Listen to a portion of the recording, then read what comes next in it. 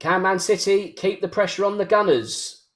Pep Guardiola's men go to Elland Road this weekend as they face Leeds. Leeds hovering maybe dangerously close to the relegation zone, not as close as the likes of Tottenham and Nottingham Forest, but still not safe yet. So, Tolu, when a team is fighting for their lives and trying to avoid the drop, it's not a place you want to go to as a title chasing team. Is this going to be a potential banana skin for Manchester City? Oh, it will be a banana skin, I can assure you. They're a very, very, very funny side, this Leeds team. You never really know when they're going to show up. But I think they, prior to the game against Villa last time out, that finished one apiece. They easily could have won that away at a team that's chasing Champions League football in the Premier League.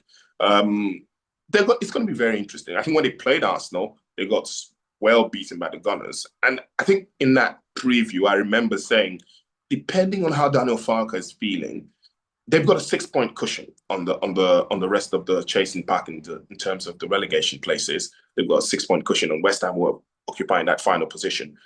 Will he look at the game against City and feel it's a free hit?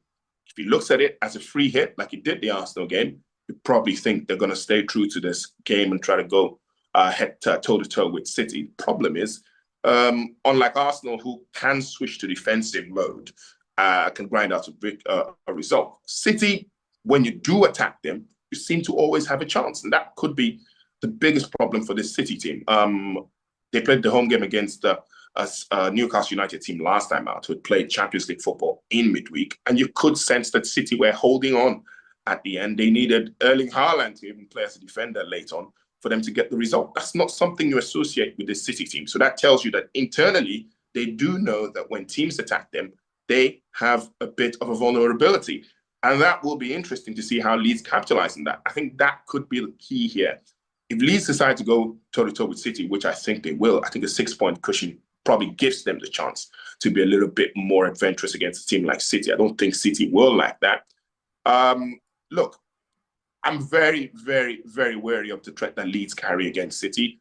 It could go the other way around. They could attack City, and City obviously have got the quality to go up to the other end, pump a few goals in. But again, they still always carry that very little vulnerability that if you do go and attack this City team, you will get goals. I guess you could look at it from the perspective of Leeds. If they leave themselves too open, then Man City will feast on that. And not only will they feast, they've got so many players who can tuck into any options up top. So when you look at the likes of Nico O'Reilly getting a brace against Newcastle last week, Omar Marmoush has been a constant fall in opposition defences across that same spell. You've got Cherky, Foden. I mean, the list goes on really. It's so many players. It's not just a Haaland battering ram approach in these last few weeks. Is that going to be a key at Elland Road where whoever plays with City are going to be handy in attack? Yeah, they'll have to be handy in attack. I remember the reverse fixture. I think Phil Foden scored in the first minute and the last minute in the 3-2 win for City. I think the attackers will be key for City. But then and again, we've seen that the real problem, like I said previously, is keeping the back door shut. Can they outscore Leeds United? Obviously, Manchester City have got the better quality up top. And I think, depending on who Guardiola starts, there's a lot of talk around the squad depth that Arsenal have got. They've got a player for every position. People forget that the City team also got incredible squad depth. Look, Phil Foden isn't playing at the moment. He's on the bench. They've still got, what's the new signing at the start of it? Semenyo, who came from Bournemouth. He starts up top now. And we saw the new role that Nico O'Reilly picked up in the game against Newcastle. And despite all this that you talk about, all City's fantastic form going forward, this season, they haven't particularly wiped the floor with many teams. I think last season, you probably could see City. You look at the results of City pick up and you could see a few 3-0s, 4-0s, 3-0s in there. But this season, it's been workmanlike. So despite all of that quality, you kind of feel like they will concede against Leeds just because of how good Leeds are going forward. The front men may not matter. I think it will be more down to how much they can keep the back door closed. They've only got 3 clean sheets in the last 10 away matches, which is far from championship form in the Premier League. So it's a really delicate one. I think it's gotten to that point of the season where you really do not know what to expect. You do know what both teams bring to the table, but it's almost like it depends on what you do on the day that really decides it. It's a big pity that Erling Haaland seems to have gone dry with goals.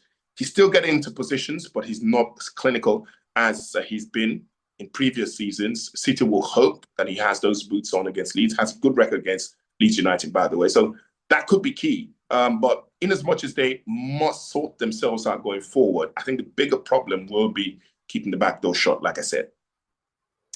Well, Leeds could cause a problem, but can City score their way out of it? Tolu, if you're looking at this from a betting perspective, which I hope you are, which way is this one going to go? Look, Leeds have got 9 goals in the last 10 home matches. 8 of those results have produced both teams to score. Both teams have scored in 8 of those. So, and you look at the teams that have come there. The only team that's won recently has been Arsenal, which they won handsomely. So they maybe have a problem against superior attacks. City, on the other hand, like I said, just the 3 clean sheets in the last 10 away games. So this one is also looking very delicately poised. I probably would go goals. I think that's a smart thing to go again. Probably go both teams to score again here. I don't think City are capable of keeping a clean sheet. But I probably would then go the extra mile and say City probably to win and over 2.5 goals. But I would go, the best bet would be both teams to score. And then if you've got the heart for it, then you can go a City win and over 2.5 goals. Well, if City win, have Arsenal got the heart to win the following day? Thanks as always, Tolu. Cracking chat as always. I'll see you next week. Thank you very much, Dan.